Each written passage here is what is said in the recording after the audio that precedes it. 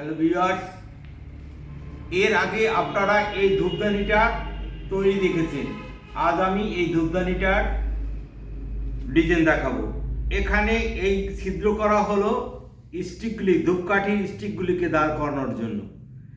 এর ছাইটা এর ভিতরে পড়বে।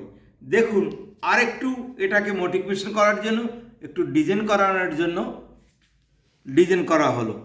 যদি ডিজাইনটা করা হয় তবে অবশ্যই তার সৌন্দর্য আরও বৃদ্ধি পাবে।